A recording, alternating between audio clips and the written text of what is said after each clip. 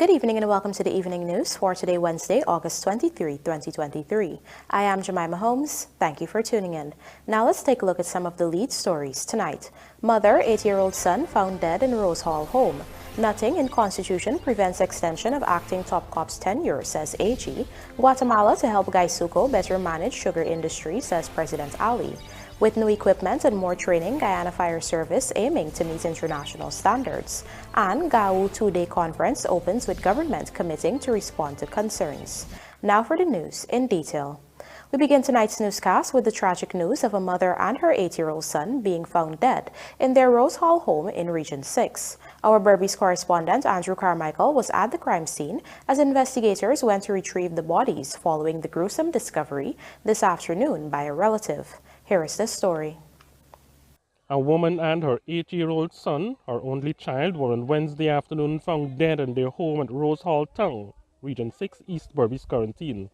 Dead are 31-year-old Melissa Arokium and her son Anthony Arokium, who was a student of the Port Moran Primary School. The discovery was made by the woman's brother, Nicholas Arokium, who stopped by the house to visit the family. What I saw is the brother, my sister there on the ground lying in a pool of blood. That is what I saw when I was in your house. Negotiation. Sienna, go with you? Yeah, this house, I moved out from here. So I left the body there? Then I got the kids. You saw her son's body? Yes. No, I couldn't. There's my nephew. I can't go and see at all. You know how I go feel to see. Reports are that the child was found in a pool of blood on the bed, while his mother was found on the floor in the dining room. The 8-year-old boy was discovered with multiple chops about his body, while his mother had chops to her chest and neck. Family members are baffled as to what might have happened. She don't make problem with people, so. The girl don't make problem with people, so. If you don't earning, the girl crazy, she sort of listen. And me and she just start when she pass through the road. She don't make problem with people, so me don't know what really happened there. She and who used to live at the house? She and she son and she brother live at the back part. But he say he come at 4 o'clock and he gone for go cut cane. And imagine he come back from work 11 something and he don't know nothing. When the next brother come back for the washroom, then he detect the girl dead in the house. That is small brother. Yeah, and he even got to call this one. This one don't come from work, bed, gone out back road. And he don't know nothing. The now dead woman and the child's father have been separated for some time now. The woman operated a grocery store from her house, but after news time, investigators had not noticed any sign of a robbery. Investigations are ongoing. For the evening news, Andrew Carmichael. Attorney General and Legal Affairs Minister Anil Nandlal has dismissed questions raised about the extension of Acting Police Commissioner Clifton Hickens' tenure in office, saying that there are no provisions in the Constitution to prevent the move made by President Dr. Irfan Ali. Here are the details from Vanu Manikchand. Acting Commissioner of Police Clifton Hickens qualified for retirement last month after he turned 55 years of age. However, earlier this month, President Dr. Irfan Ali announced that he has extended Hickens' tenure, a move which is being questioned, with opposition leader Aubrey Norton claiming that only substantive appointments to the top cop office can be extended. It is my considered and respectful view that there is nothing in the Constitution or in any other law which confines the extension of tenure of the holder of that office to substantive appointees only. Attorney General and Legal Affairs Minister Anil Nandlal during his program Issues in the News, where he noted too that a police commissioner, whether acting or substantive, enjoys all the powers and privileges of that office. He added there is nothing in the Constitution that confines the extension of tenure to only the substantive appointees. There is nothing in the Constitution that makes that distinction. I wish to confirm, in my humble and respectful view, that His Excellency the President complied with the Constitution and complied with the laws in relation to the extension of Mr. Hickens' acting tenure beyond his age of retirement. AG Nandal further highlighted that while the Constitution itself does not cater for an extension to any holder of the top cop's office, it is provided for in the Constitution Prescribed Matters Act. The Constitution Prescribed Matters Act, Chapter 27:12, Act number 21 of 1967. And this piece of legislation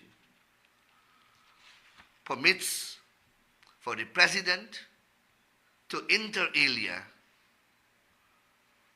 extend the tenure of a Commissioner of Police beyond his retirement age, provided that the President receives a recommendation from the Police Service Commission to that effect. And the President has so received a recommendation. Hickens was appointed as top cop in March 2022, a promotion from his post as Deputy Commissioner of Police with responsibility for operations at the time. Reporting for the Evening News, Vanu Manakchand. In keeping with its constitutionally mandated responsibility of pursuing and ensuring that consumers' rights are maintained, the Competition and Consumer Affairs Commission will be seeking a larger budget in 2024 to expand its operations. Find out more in this Rupa Sinarayan report. Acting Director of the CCAC, Anil Sugdio, explained during an interview with the Evening News that expanding the scope of its work would come at a greater price. With just a few months away from the next national budget, the Commission will be asking for increased sums. Currently, we would like to expand what we have, so we're looking at our 2024 budget at the moment, and as it is, it's not that we can't at the moment with our current resources, so we're asking for a larger budget in 2024 so that it's possible that we can have a sub-office established maybe in Region 6. The CCAC operates out of two locations, one at the Sophia Exhibition Complex in Georgetown and Linden, Region 10. The director hinted at considerations for another sub-office earmarked for Region 6. We'd love to expand.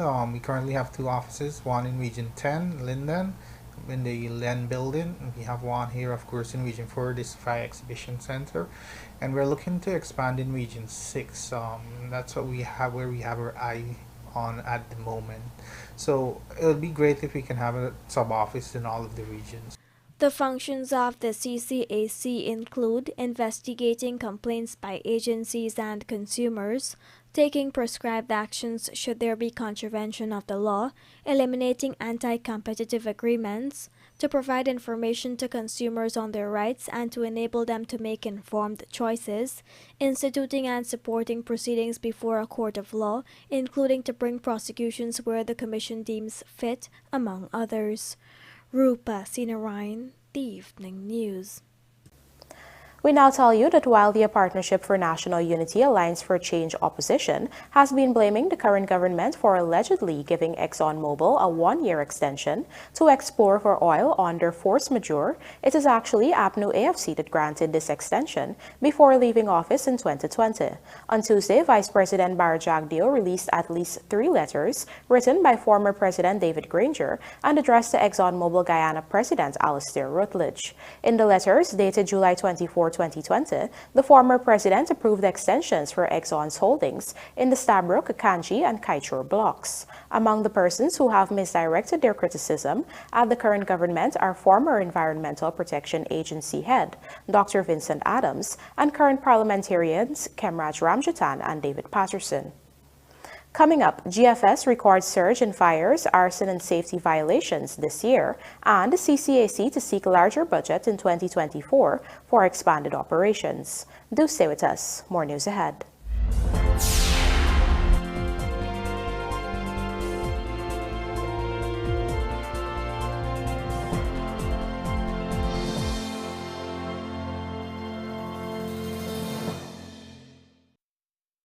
Traveling soon?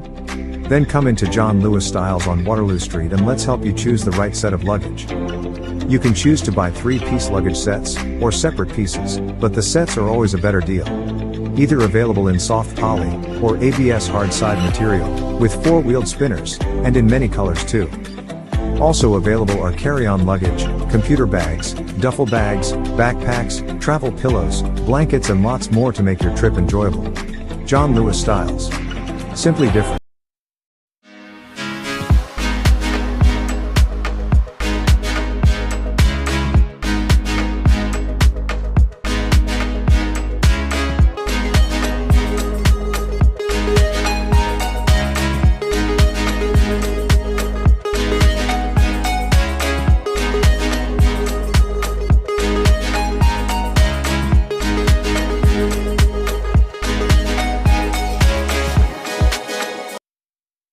Superbet, your best bet.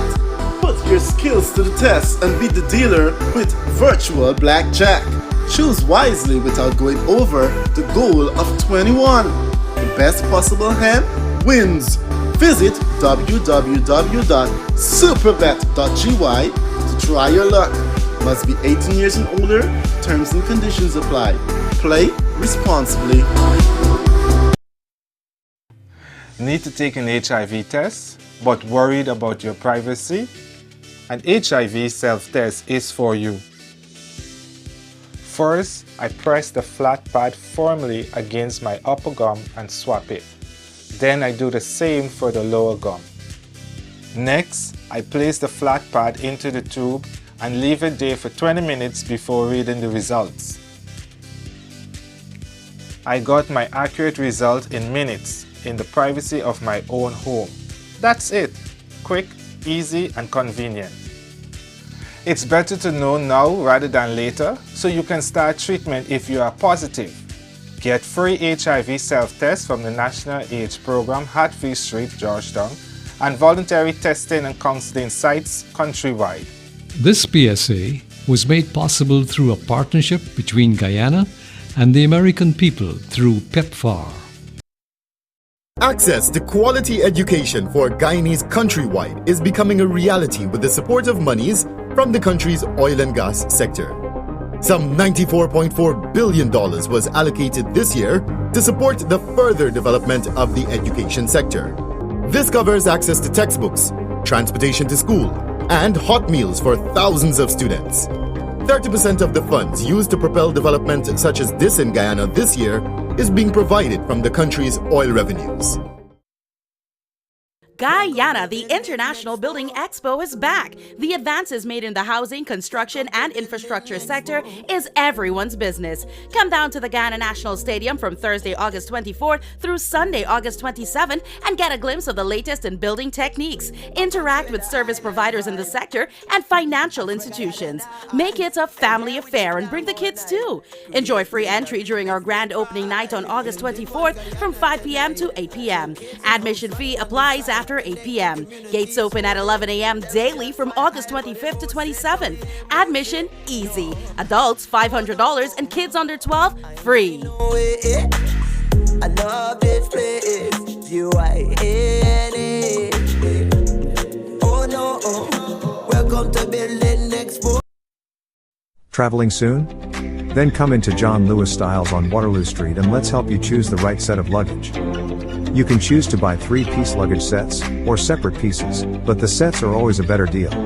Either available in soft poly, or ABS hard side material, with 4-wheeled spinners, and in many colors too. Also available are carry-on luggage, computer bags, duffel bags, backpacks, travel pillows, blankets and lots more to make your trip enjoyable. John Lewis Styles. Simply different.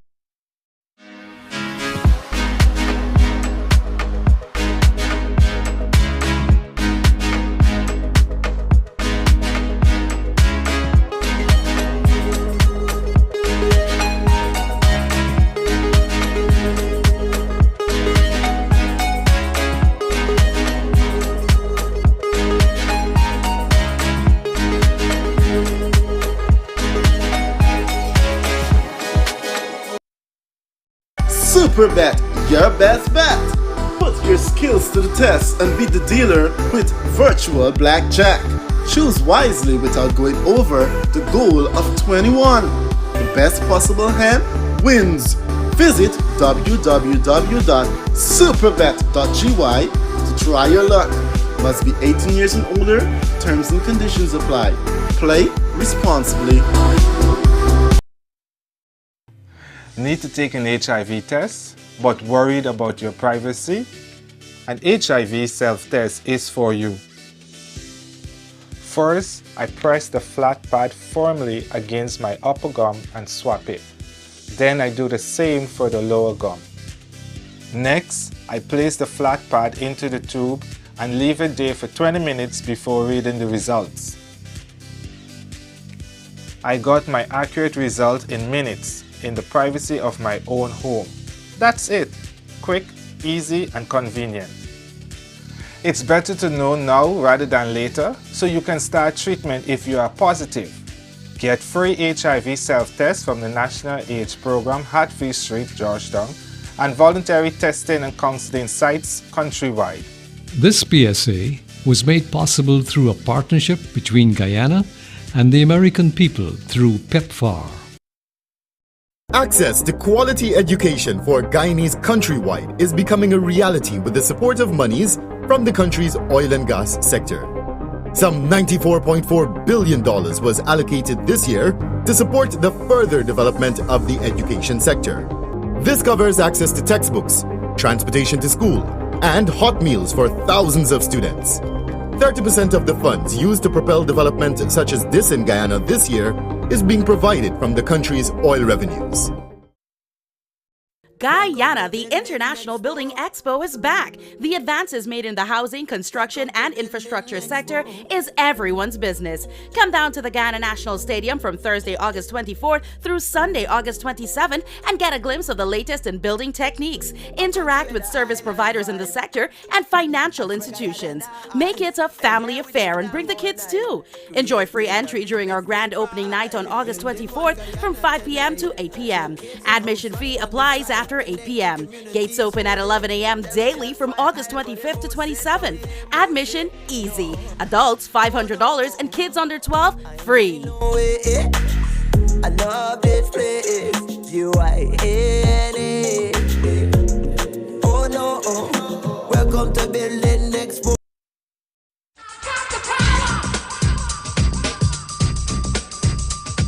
Poultry farmers, save money and increase your production rate by cutting the time it takes to pluck your chickens with a plucking machine from Sylvies. We have them available in small, medium and large sizes. Replacement motors and plucking fingers are also readily available. Order yours now at sylviesonline.com or at our locations at 31 High and Hatfield Street, Georgetown, or Lot 90 East Henrietta, Essequibo.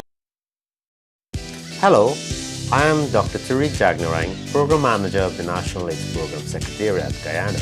HIV self-testing makes it easier for you to know your HIV status. It's better to know because early treatment makes a difference if you test positive. Living with HIV is not only possible, it is now made easier by the availability of HIV self-testing kits in Guyana. HIV is no longer life-threatening, it is life-changing. You can get a free HIV self-testing kit from the National AIDS Program Secretariat on Hatfield Street, Georgetown, or at any one of our voluntary counseling and testing sites countrywide. This PSA was made possible through a partnership between Guyana and the American people through PEPFAR.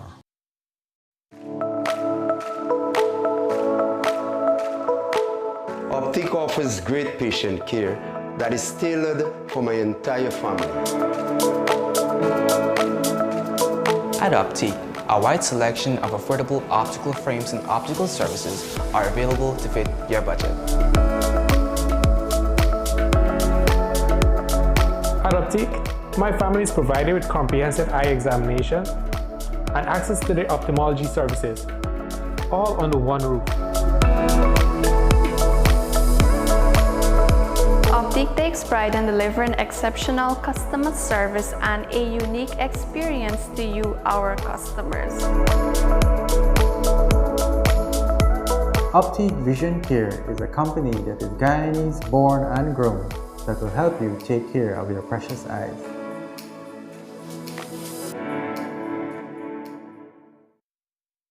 Looking to bring your dream home to reality? Or simply taking on a home improvement project? Then National Hardware Limited is where you should start. Let us put that touch to your home.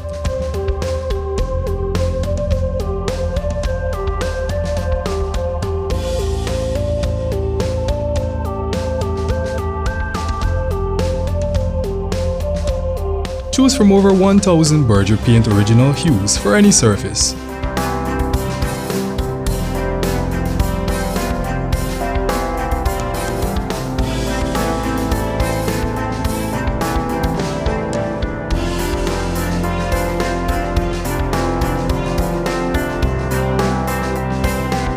We are known for our trusted brands such as Westinghouse, Philips, Sadco, Rubbermaid, Pyrex, Gibson Home, and so much more. National Hardware Limited, your do-it-best store. Located in downtown Georgetown and industrial site Rhymeville. Hi, I'm Dr. Leslie Ramsamy. We in Guyana have HIV testing available everywhere in the public sector. But now we want to make it easier for you. We now have self-testing that you can do anywhere. No stress, no fuss. If you want one of these, and we encourage everyone to take advantage of this, come to any of the public sector sites and you will have one free of charge. We do not have to live with HIV and AIDS without help. You can get support from the National AIDS Program on our voluntary counseling and testing site everywhere. Thank you very much. This PSA was made possible through a partnership between Guyana and the American people through PEPFAR.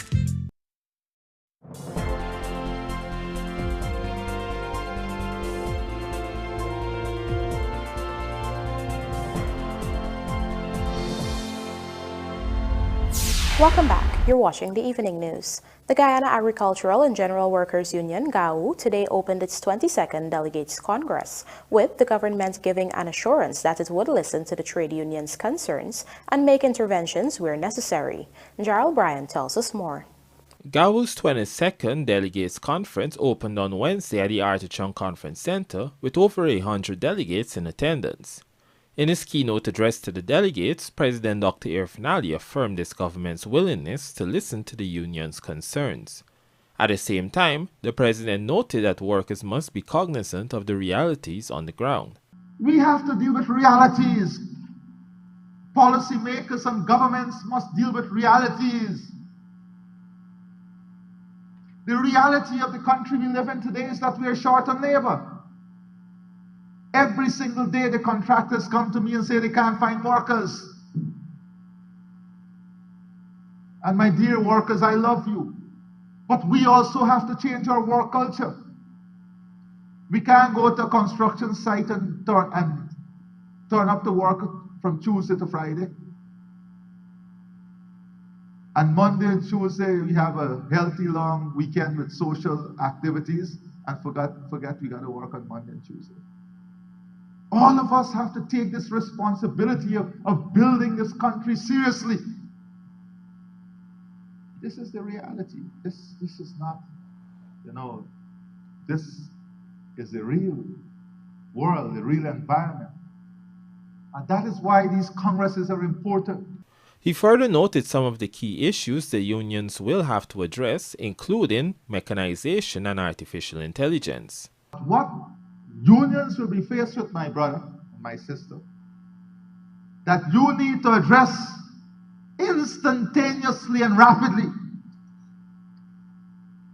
is a technologically driven change that is upon us, that is regarded as robotics, AI, and the digital economy. That is what is already upon you. How will you deal with now the whole world? Imagine AI, the digital economy, and robotics is upon us.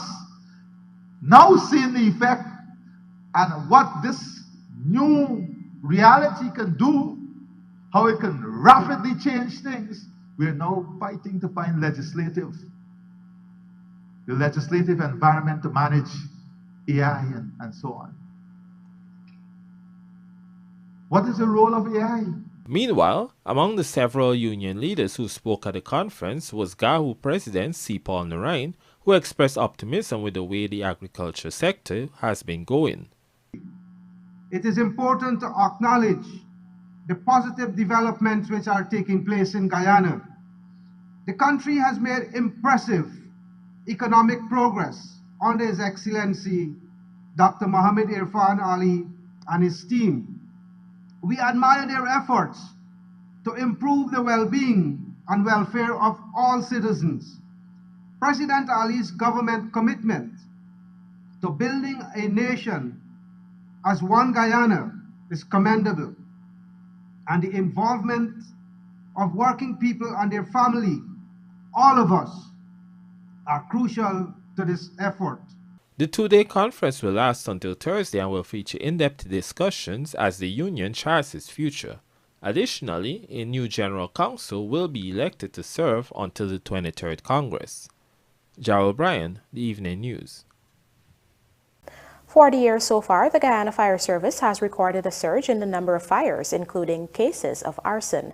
Luanda McAllister joins us now to report that the fire service has also seen a rise in safety violations across the country. For the year so far, a total of 1,132 fire calls were made, compared to 703 last year.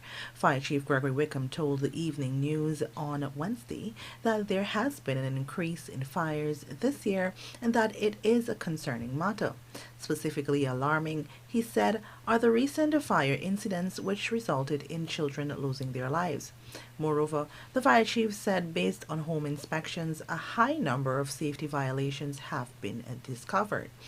As such, he said the fire service has started targeted campaigns to educate families on fire prevention. The message of fire prevention is what we want to get to every citizen of Guyana.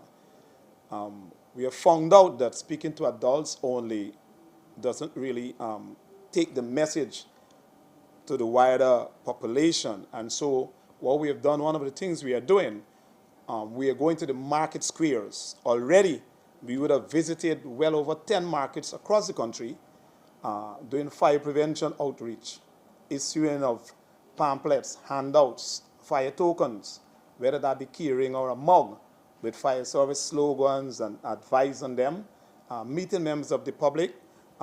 Last Saturday, we were at Lenora Market, and we were able to reach well over 500 persons. An alarm aspect raised by Wickham was the surge in deliberate acts of arson. We have had an increase of fires of electrical nature. We have had an increase in fires deliberately set by persons or persons unknown. We have had an increase in fires maliciously set by persons or persons unknown. Also, we have seen a great increase in the number of what we will consider to be grass fires throughout the country. So putting together those would bring up the numbers for the many reasons for these numbers or stats increasing when it comes to fire causes. Furthermore, Wickham revealed that during routine inspections of homes and properties, numerous fire safety violations have been identified. Persons not equipping themselves and their properties with smoke detectors, e-detectors, fire alarms, fire extinguishers, persons trapping themselves literally in their own structures by grilling up every place and not having a fire plan or an escape plan. And in some cases, we have had persons just having one means of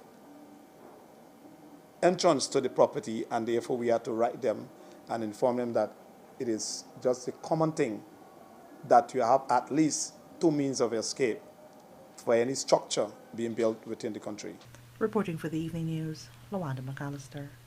Here is Luanda McAllister again with this report on the progress being made by the Guyana Fire Service in transforming itself into an organization that operates in conformity with international standards. Fire Chief Gregory Wickham told the Evening News on Wednesday that the organization is making significant progress towards meeting certain international standards.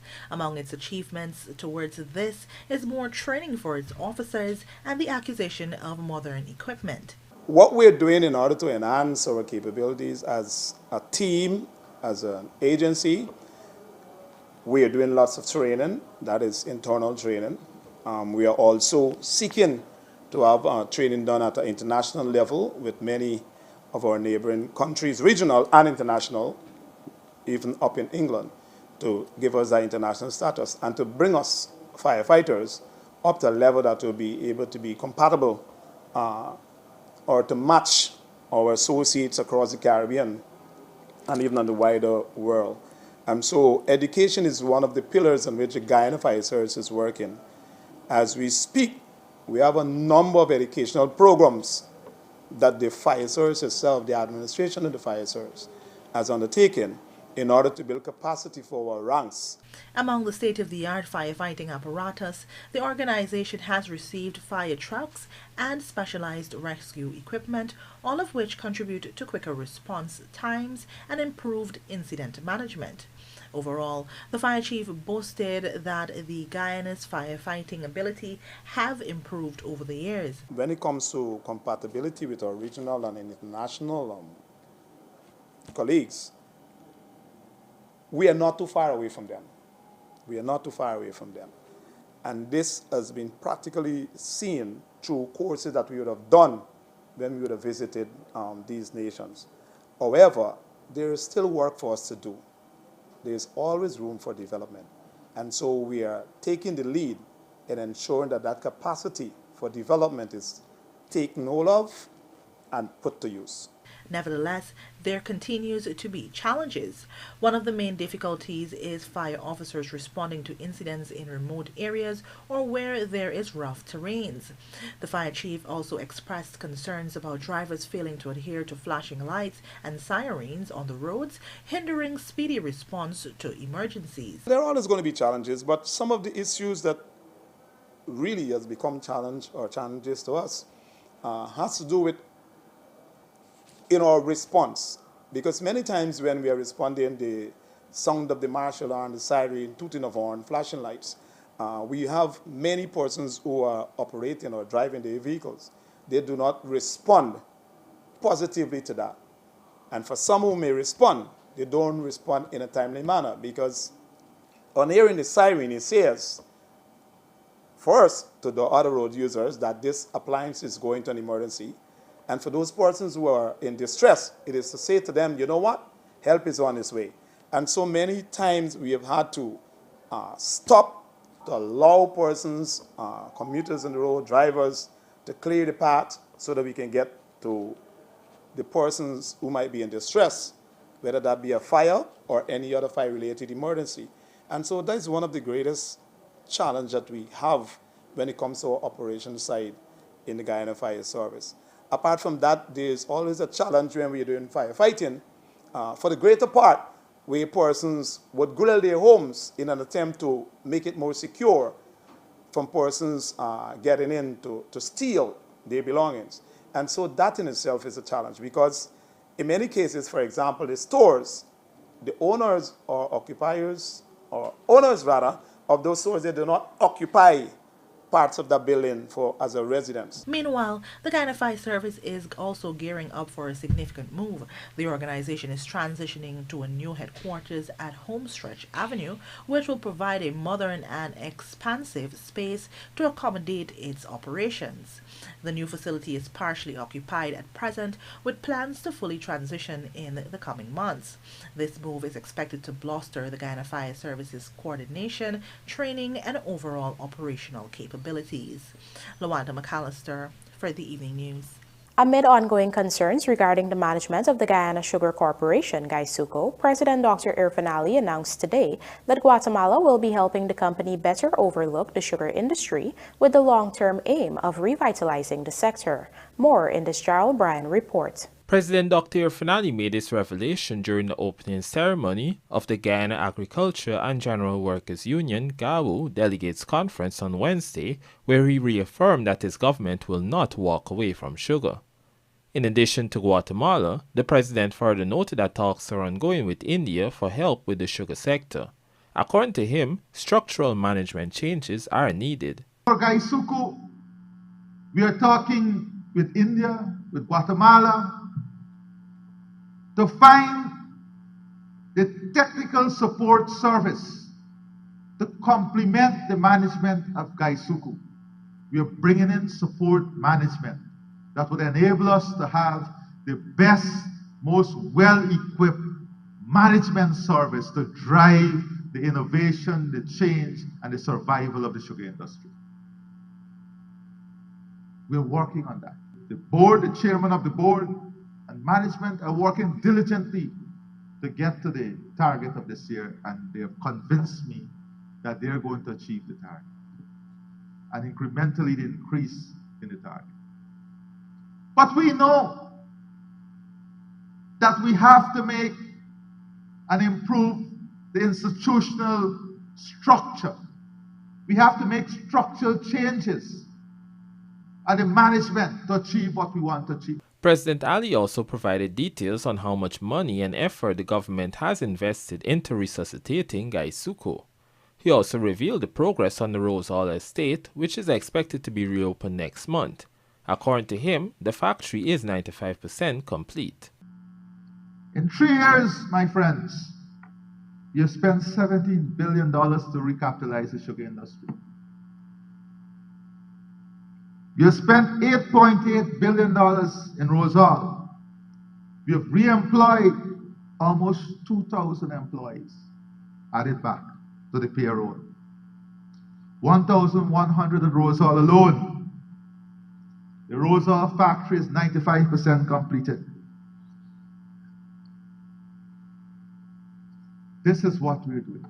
GUYSUCO has set itself a target to produce 60,858 metric tons of sugar for 2023, with the Albion Port Morant estate only recently surpassing its weekly target. Jara O'Brien, The Evening News. And now for a look at the bridge reports.